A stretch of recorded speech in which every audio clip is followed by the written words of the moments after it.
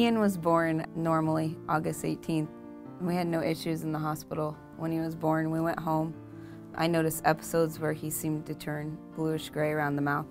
So when we went for our 1-week checkup, we mentioned it to our doctor in Ottumwa, and they said they'd observe him overnight and noticed his oxygen levels were dropping.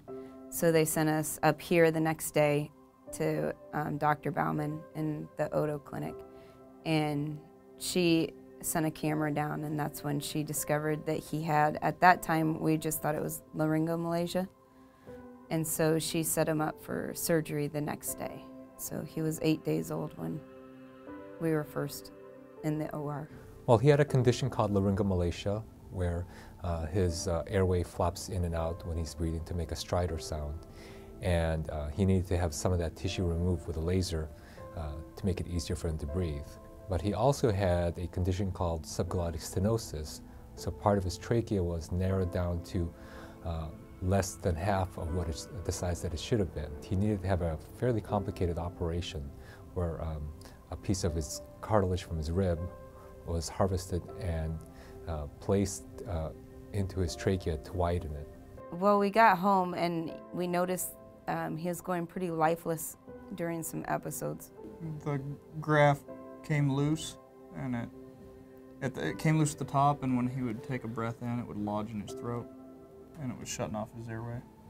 But as soon as it would come back, I mean, he had normal breathing again. So I took him to our local ER, and they said, you know, this is out of our hands. So we brought him up here, and in between, he looked just happy and healthy. I mean, he was playing and laughing, and we got to the ER down here, and they said, why is he here? And I said, well, when he has these episodes, it's different. And then he had one there. He flatlined. His heart stopped for 45 seconds. And I mean, the room was just filled with everybody, and they just took him away, and that was hard. Surreal. I somehow ended up in the room by myself, and that's when the nurse that was his nurse for the day came in, and she just put her arm around me and we cried together. You knew she was human too. She wasn't just doing the job because of a paycheck. He now has a normal sized airway and no scar tissue buildup, no issues with breathing at all. It's great. He's a very typical little boy.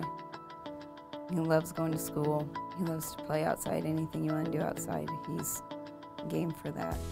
And he loves to play Candyland. He likes to play card games. He likes to chase his mom and his teachers around with plastic pet snakes, key in his ornery. The UI Children's Hospital has top-notch doctors and nurses that care. Even though it's a large hospital, it's definitely one that you'll never regret coming to. To the doctors and nurses at UI hospitals, we'd like to say thank you for saving our son's life.